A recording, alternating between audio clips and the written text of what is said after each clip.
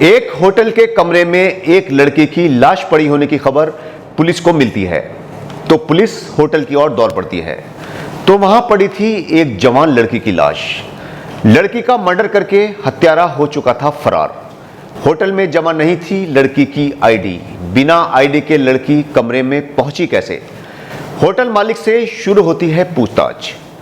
अस्सलाम वालेकुम, नमस्कार, आदाब, सत श्री अकाल। मैं हूं आपके साथ नबील अख्तर और इस वक्त आप देख रहे हैं क्राइम हलचल। बरेली पुलिस को खबर मिलती है कि होटल प्रीत पैलेस के कमरे में एक लड़की की लाश पड़ी हुई है। लड़की की लाश मिलने की खबर पर पुलिस की कई गाड़ियां प्रीत पैलेस की ओर दौड़ लेती हैं।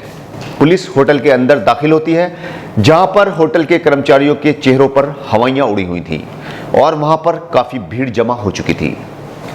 पुलिस सभी को वहां से हटाती है और कमरे में दाखिल होती है। कमरे के अंदर एक जवान लड़की की लाश पड़ी हुई थी, जिसको किसी धारदार हथियार से कत्ल किया गया था। पुलिस होटल के मैनेजर से पूछती है कि यह लड़की कौन है, तो मैनेजर कहता है कि उसे नहीं मालूम कि यह लड़की कौन है।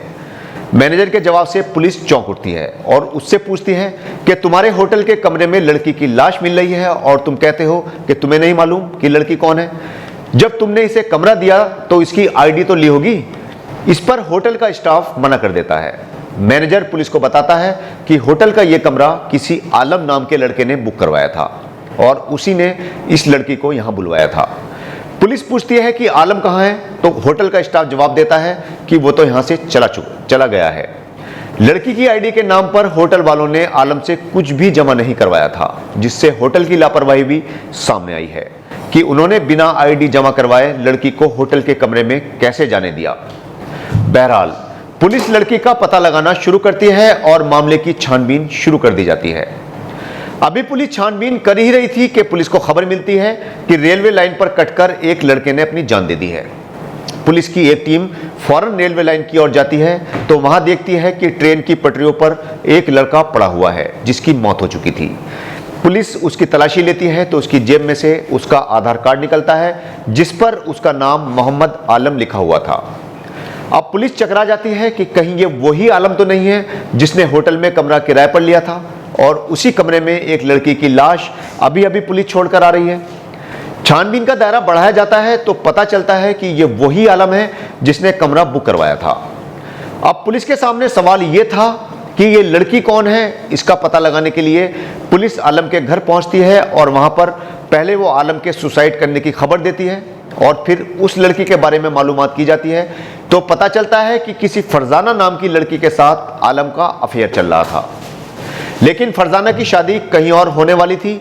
इसी के चलते इन दोनों में बातचीत बंद थी और झगड़े चल रहे थे। पुलिस फरजाना के घर का एड्रेस लेकर उसके घर जाती है और वहां उसके परिवार को बताया जाता है कि ऐसे ऐसे एक होटल में इस लड़की की लाश पुलिस को मिली है। परिवार वाले उसकी पहचान फरजाना के तौर पर ही करते हैं। पुलिस की पूछताछ में सामने आता है कि आलम और फरजाना एक दूसरे को 8 सालों से जानते थे। इन दोनों की मुलाकात एक बाजार में हुई थी, जिसके बाद ये दोनों एक दूसरे से प्यार करने लगे और इन्होंने एक दूसरे के साथ शादी करने का फैसला किया था। फरजाना ने ये बात अपने घर पर बताई। घर वालों ने आलम से मिलने का फैसला लिया। परिवार के लोग आलम से मिले, उन्हें आलम पसंद आया और फरजाना के परिवार ने दोनों की रिश्ते को रजामंदी दे दी। कुछ वक्त बाद ही ये बात सबको पता चल गई कि आलम और फरजाना की शादी होने वाली है। इसी बीच फरजाना के परिवार को आलम के बारे में पता चला कि उसका क्रिमिनल रिकॉर्ड है और उसका नाम पुलिस के पास बदमाशों की लिस्ट में दर्ज है। यह पता चलते ही परिवार के होश फाख्ता हो गए। उन्होंने उससे रिश्ता तोड़ने का फैसला कर लिया। उन्होंने ये बात फरजाना को बताई और उससे कहा कि आलम के बारे में ये बातें पता चली हैं और तुम उसका ख्याल अपने दिल से निकाल दो। वो क्रिमिनल लड़का है और तुम उसके साथ कभी खुश नहीं रह पाओगी। फरजाना के समझ में परिवार के लोगों की बात आ गई और उसने आलम से दूरी बना ली। अब आलम को लगने लगा कि फरजाना उससे दूर दूर रहने लगी है। वो उसका फ़ोन भी अक्सर काट देती थी और उसने उससे बात करना भी लगभग बंद सा ही कर दिया है। आलम को लगने लगा कि हो सकता है कि उसके घर वालों ने उसका रिश्ता कहीं और तय कर दिया हो या फिर फरजाना ही किसी और लड़के से प्यार करने लगी हो। आलम को यह बात नागवार गुजरी। उसने फरजाना से कहा कि वो सिर्फ एक बार उससे मिलना चाहता है।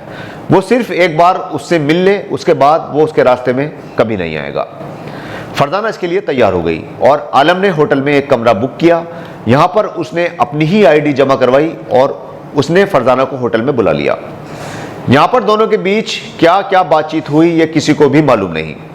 अलबत्ता आलम ने अपने साथ लाए छुरे से फरजाना पर हमला किया और उसको मार डाला। यहाँ पर यह बात भी समझ में आने वाली नहीं है कि जब आलम ने फरजाना पर हमला किया तो उसने हमले से बचने की कोशिश भी की होगी, चीखी चिल्लाई भी होगी। फिर ऐसा कैसे हो गया कि होटल के स्टाफ ने उसकी आवाज नहीं सुनी? पुलिस इस मामले की भी छानबीन कर रही है कि फरजाना के चीखने की आवाजें होटल के स्टाफ के कानों तक क्यों नहीं पहुंची। पुलिस ने आलम और फरजाना के शवों का पोस्टमार्टम करवाया और दोनों के शवों को उनके परिवारों के सुपुर्द कर दिया गया। दोनों की फाइल क्लोज हो चुकी थी, उनकी जिंदगी के पन्नों की तरह। इस तरह से एक सिरफिरे आशिक ने अपनी प्रेमिका को सिर्फ इसलिए मार डाला कि उसने उससे शादी करने से इनकार कर दिया था। शादी कोई गुड्डे गुड़िया का खेल नहीं होती, ये पूरी जिंदगी का सवाल होता है। कोई भी कहीं भी किसी से भी इस तरह से शादी नहीं कर सकता जिस तरह से आलम फरजाना से करना चाह रहा था। ऐसे न जाने कितने किस्से हैं और कितने रिकॉर्ड्स हैं जिनमें सिरफिरे आशिक कत्ल जैसे क्राइम को अंजाम देते हैं। जल्दी आपसे फिर मुलाकात होगी एक और नई स्टोरी के साथ। तब तक अपना और अपने परिवार का पूरी तरह से ख्याल रखिए और देखते रहिए क्राइम हलचल विद नबील अख्तर। जय हिंद।